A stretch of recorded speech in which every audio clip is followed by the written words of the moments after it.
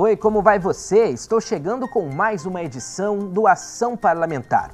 Hoje a gente vai falar sobre as emendas parlamentares, o que são, como são apresentadas e qual a importância de serem aceitas. Também vamos falar de música. Você vai conhecer 2 grupos musicais da nossa cidade e ver como a Comissão de Cultura e Esportes incentiva esse trabalho. Tem informações também sobre um projeto de lei que quer ampliar o horário de funcionamento das creches no município. E também o nosso quadro Nomes da Cidade, com a história de um engenheiro que tem o nome em uma antiga estação ferroviária lá na Zona Leste. Fique ligado, o programa Ação Parlamentar está começando.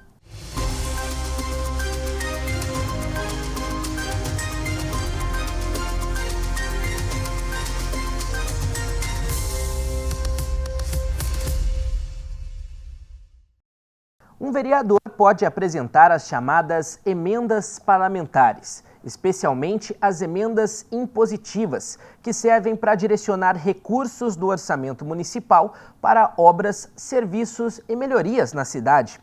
Nós ouvimos vereadores que tiveram emendas atendidas recentemente para mostrar para você como uma emenda é apresentada e qual a importância dela ser atendida. Você já se perguntou como melhorias importantes chegam ao seu bairro? Pavimentação de ruas, novos equipamentos para postos de saúde, investimentos em escolas e projetos sociais, muitas vezes dependem de recursos que vão além do orçamento da prefeitura. Uma ferramenta fundamental para viabilizar essas melhorias são as emendas parlamentares. Elas representam uma forma de direcionar verbas públicas, estaduais ou federais para atender necessidades específicas da população de um município. E os vereadores desempenham um papel crucial nesse processo. Os vereadores, como eles têm projetos que normalmente precisam de verbas, como nos projetos de infraestrutura, saúde, segurança, as emendas, por terem um recurso maior, por ser de ente federativo da União, eles conseguem um recurso mais interessante para destinar para essas verbas, por exemplo, construir uma quadra poliesportiva, construir mais escolas, mais creches. No município, os vereadores são fundamentais na busca por emendas parlamentares. Eles identificam as necessidades locais e apresentam projetos a deputados estaduais e federais, que destinam recursos para essas demandas. O trabalho exige articulação política e conhecimento técnico. Ao longo desses 6 anos que eu estive com a deputada Letícia Aguiar, foram mais de 110 milhões de reais destinados para centenas de municípios no estado de São Paulo. Isso leva a segurança, leva a assistência social, leva a saúde. Então, esse trabalho agora como vereador é importante ter essa conexão com a Assembleia Legislativa. No caso, eu já venho de um trabalho realizado com a deputada. Isso facilita o entendimento, a compreensão da tramitação, de como pedir e de como defender esse recurso para chegar.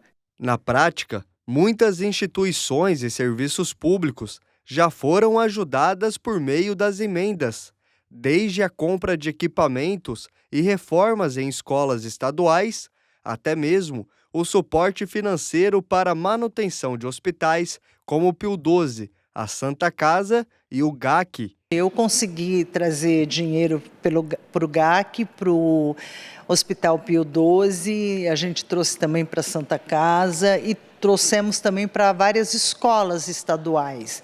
Então, os deputados, tanto federal e estadual, eles têm emendas parlamentares. E é importante você buscar esses investimentos para a cidade. No início desse ano, procurando os deputados Jefferson Campos, deputado federal, e o Carlos César, deputado estadual, que eles destinaram para o município de São José dos Campos R$150 mil para o GAC, R$150 mil para o Hospital Pio 12 e 200 mil para o Hospital Santa Casa.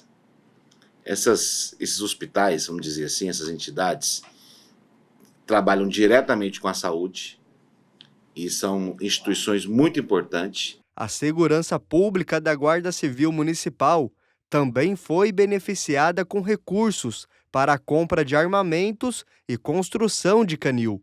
Nós temos a compra de equipamentos, por exemplo, para a guarda municipal, munição, armamento, uniforme. Nós temos fuzil. Hoje, o fuzil, né, da guarda municipal da Romu de São José dos Campos é recurso destinado através desse vereador com a deputada Letícia Riguiar. Para conseguir uma emenda, não basta pedir aos deputados. É preciso apresentar projetos consistentes que demonstrem a necessidade e o impacto positivo do investimento para a comunidade. O recurso da emenda é carimbado, só pode ser usado para o fim destinado e a aplicação é rigorosamente monitorada. Quando você faz essa conquista, que você tem o ok dos deputados, né, que eles realmente abrem o coração para essas entidades, então é checado toda a documentação e, estando tudo ok, depois de um certo tempo vai chegar e eles podem usar para custeio, enfim, a finalidade que mais eles precisam é realmente usar dos recursos. Esse processo ele tem um prazo.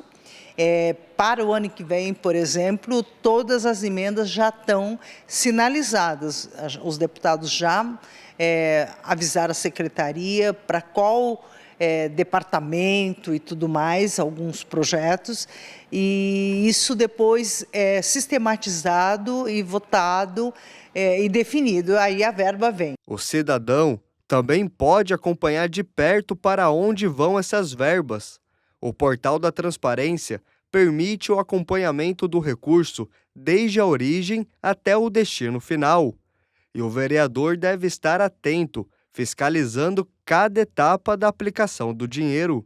O vereador ele tem acesso, por ser um parlamentar, ele tem um acesso com relação às verbas especificamente, mas o Portal da Transparência ele já deixa rigorosamente aberto para todos os interessados que queiram verificar o emprego orçamentário, e lá tem o recurso destinado, aonde foi, em qual obra, quais os valores empregados, o prazo, então tem todas as informações ali contidas. Caso isso não ocorra, o vereador pode recorrer ao Tribunal de Contas da União, ao Ministério Público, para apurar irregularidades da destinação da verba. As emendas parlamentares representam uma importante ferramenta para o desenvolvimento local, permitindo que recursos cheguem a áreas prioritárias. É por meio desse mecanismo que os vereadores podem contribuir ainda mais, de forma concreta, para a melhoria da qualidade de vida da população. Isso, com certeza, traz um volume de resultado muito grande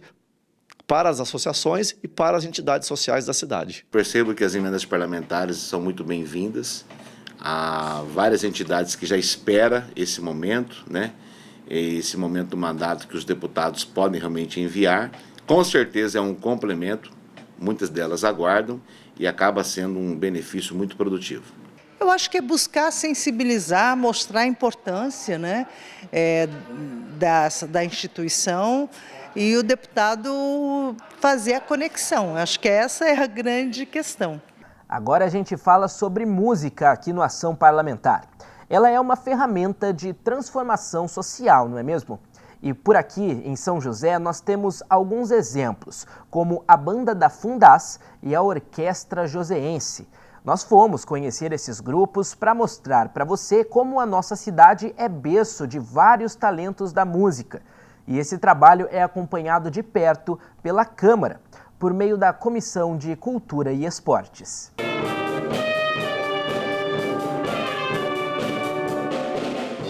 A música transforma vidas, abre caminhos, revela talentos. E em São José dos Campos, é ferramenta de transformação social. Projetos públicos como a Banda da Fundaz e a Orquestra Joseense provam como a arte pode moldar futuros e inspirar. A promoção dessas iniciativas é um papel do poder público, que a Comissão de Cultura e Esporte da Câmara acompanha de perto. Áreas audiovisuais, musicais, teatrais, nós temos uma gama de projetos que podem incentivar, até mesmo financiar projetos como esse, além de várias associações e instituições que fomentam não só a música, mas como já disse, as diversas áreas culturais. E a gente precisa estar sempre incentivando para que a gente aumente consideravelmente o número de pessoas que praticam essa atividade. Na Fundaz, instituição pública que há décadas transforma a vida de crianças e adolescentes, Esther, de 13 anos, é um exemplo. O talento musical parece vir de família. A mãe tocou na banda da instituição nos anos 90 e o irmão também. Hoje, Esther segue o legado. Como primeira trompetista, coleciona notas musicais, sonhos e aprendizados. Eu tenho um sonho assim, de seguir a carreira. Quem sabe eu viro maestria quando crescer, né? Eu pretendo seguir como trompetista quando eu estiver na fase adulta. Com quase 40 anos, a banda da Fundaz, antiga fanfarra, tem muitas histórias e conquistas. O projeto acolhe alunos a partir dos 10 anos e ensina mais que música, promove disciplina e trabalho em equipe. O senso de responsabilidade, de participação, de coletividade, da responsabilidade, né, do zelo que tem que ter pelos instrumentos. Então, assim, é um comportamento que eles desenvolvem ao longo das aulas, que acabam nem percebendo, mas isso vai contribuir muito na vida deles. Do outro lado da cidade, a Orquestra Joseense, reativada em 2021, representa outra importante iniciativa do poder público. O projeto une músicos profissionais, forma novos talentos e leva a música clássica joseense a palcos renomados, como a Sala São Paulo, um dos mais prestigiados da América Latina. Os maiores músicos do Brasil já se apresentaram lá, muitos dos grandes músicos do mundo se apresentaram lá. Então só de estar na Sala São Paulo a gente já se sente bem, né? Parece que o ambiente ajuda, a luz, até a luz da Sala São Paulo parece que acalma, ajuda. E eu me sinto grato por estar na orquestra, na primeira vez que a orquestra tocou na Sala São Paulo. Eu já pude me apresentar também outras vezes, mas eu atuei como Spala nesse concerto e para mim foi uma novidade. Eu nunca tinha atuado como Spala na Sala São Paulo. Então deu aquele frio na barriga, mas foi um concerto muito bonito. Para a flautista Nadine, bolsista da Orquestra Joseense, o ciclo de transformação pela música se completa. Ela é exemplo de como a cultura traça destinos. Sua paixão pela música surgiu no projeto Guri, iniciativa pública estadual. Hoje, além de musicista, inspira novas gerações como professora no mesmo projeto que a revelou. Depois da faculdade eu volto para São José dando aula no projeto Guri, que eu fiz parte do processo seletivo.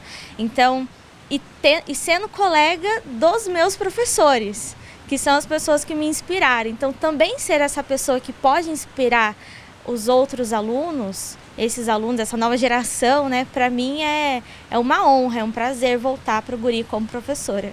A música não é apenas entretenimento, mas uma ferramenta estratégica para construir uma sociedade mais justa. O apoio de políticas públicas cria oportunidades e impulsiona transformações na educação e no desenvolvimento social. Para os vereadores da Comissão de Cultura e Esporte da Câmara, é preciso que o município continue apoiando programas de fomento à música, como estratégia de cidadania. A cultura, a arte, a música, né, isso tudo faz parte de um acervo cultural que nós temos na cidade e que, logicamente, busca oportunizar a essas crianças através das fanfarras, das bandas, de uma série de fatores culturais que nós temos na cidade para que esses meninos possam desenvolver o seu dom. Para que essas histórias de sucesso continuem, políticas públicas são essenciais. A Comissão de Cultura e Esportes da Câmara de São José dos Campos defende a valorização e ampliação dos investimentos no setor. O objetivo é fomentar talentos e garantir que a cultura alcance a todos. Através, logicamente, de projetos de lei que facilite até mesmo o investimento da iniciativa privada nessas questões e também fiscalizando o executivo, as suas instituições parceiras, as terceirizadas, para que a atividade na ponta ela seja valorizada e também bem-sucedida com as nossas crianças, jovens, adultos, terceira idade, todos aqueles que se envolvem nesses projetos culturais. Importante trabalho realizado aqui na nossa cidade. Bom, a gente vai para o primeiro intervalo aqui do Ação Parlamentar de hoje e daqui a pouco a gente volta.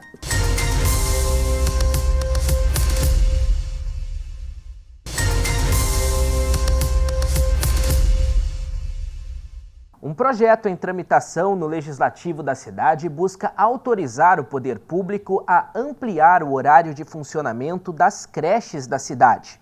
A proposta foi apresentada pelo vereador Marcão da Academia.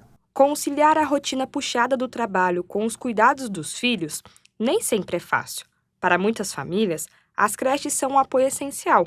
É o caso da Priscila, mãe de 3 filhos autistas. Com o filho na creche, ela consegue ter tempo para trabalhar como autônoma. É uma loucura, né? Sendo bem sincera. São 3 crianças, um avô para cuidar, casa e tentar trabalhar no meio disso, né? Para a Priscila, a creche é fundamental na rotina.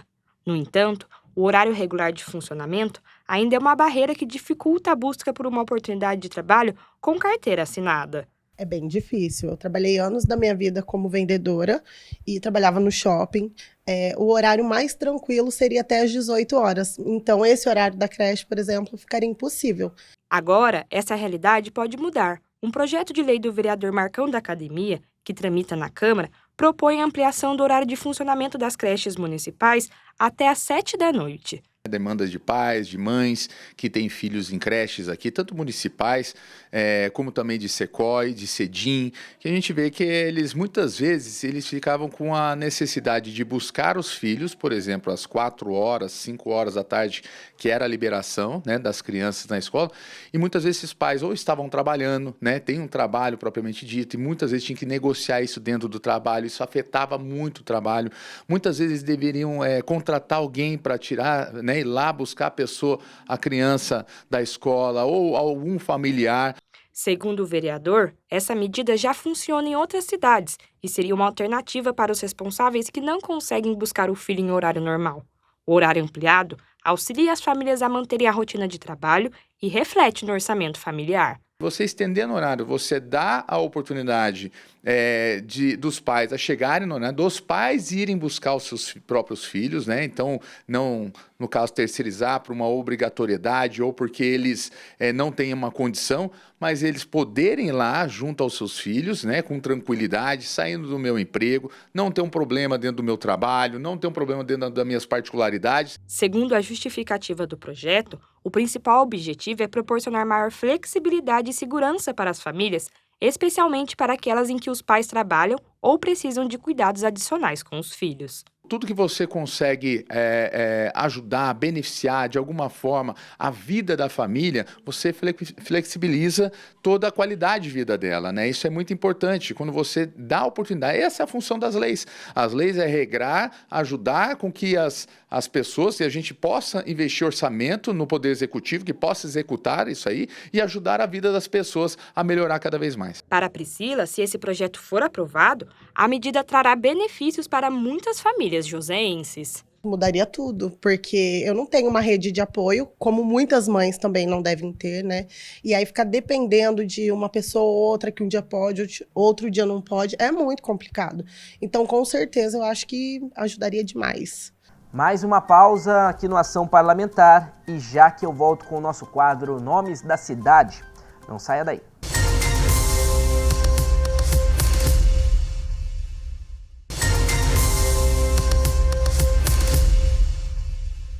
Hoje o quadro Nomes da Cidade conta a história do engenheiro Martins Guimarães. Ele fez carreira na Estrada de Ferro Central do Brasil e hoje é homenageado com o nome em uma estação ferroviária que já foi ponto de embarque e desembarque de muita gente na zona leste de São José.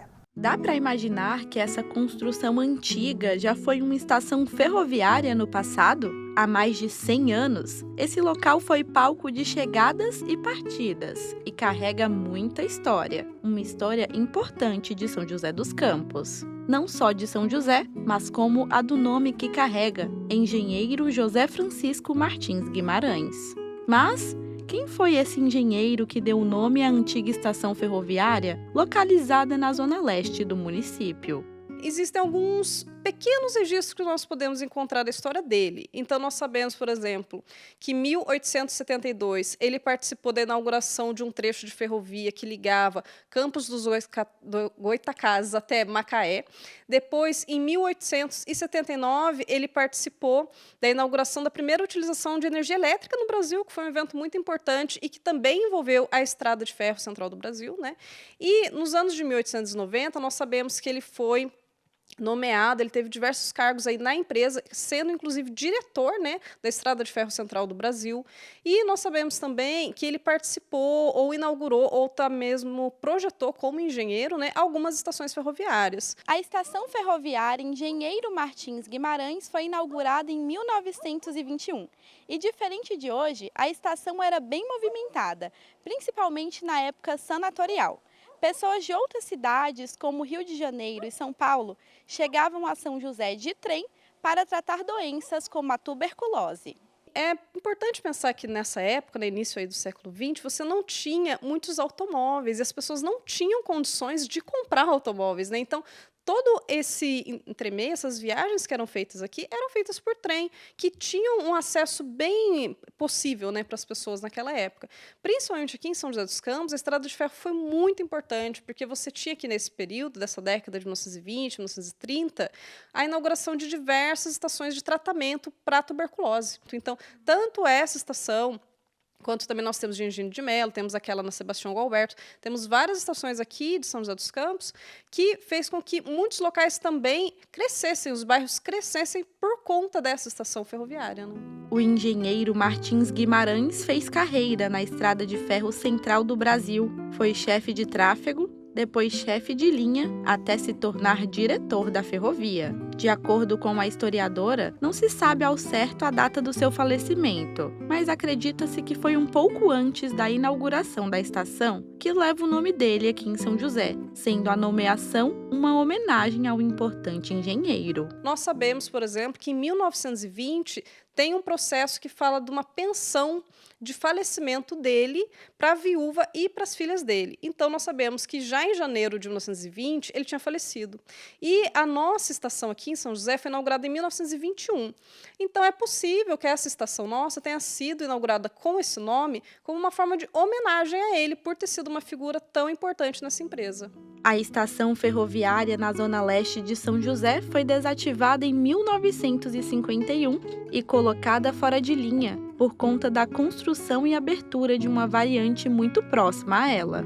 O trecho foi abandonado no fim dos anos 80. Apesar disso, o local foi tombado pelo Patrimônio Histórico Municipal em 1996, pela importância cultural do local para a cidade. Em 2018, a estação passou por restauração e hoje está do jeito que vemos. A prefeitura conseguiu, né, fazer essa preservação dessa estação que estava muito danificada, né, nesses últimos anos, e foi ótimo que eles conseguiram fazer isso, mas agora também é importante que a população possa ter acesso e entender como que esse local foi importante para a história da cidade. O sistema ferroviário contribuiu para o crescimento econômico e para o deslocamento de pessoas entre as cidades desde sua criação até meados do século XX. E o engenheiro Martins Guimarães teve um importante papel no processo de modernização e aperfeiçoamento desse sistema de transporte. Hoje, seu nome segue lembrado pela estação do bairro Vila Tesouro, eternizado como um patrimônio histórico de São José. Infelizmente, nós não temos muitos documentos, mas o que nós temos mostra que ele foi muito importante para a empresa, para a Estrada de Ferro Central do Brasil, e ele teve participação em diversas cidades aqui também do país como um todo. Você tem muito registro dele em Campos dos Goytacazes, e nós sabemos também que no município Lagoa da Prata, em Minas Gerais, foi feita também a mesma história, que foi feita uma estação que também tem o nome dele, só que lá realmente se criou todo um vilarejo, um povoado em torno dessa estação, e hoje esse povoado tem o nome Martins Guimarães. Então você vê que realmente em várias cidades ele teve esse impacto, né?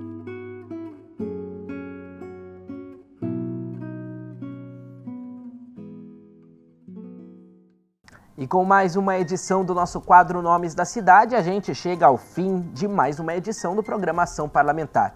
Na semana que vem, eu te espero de volta. Um abraço e até lá!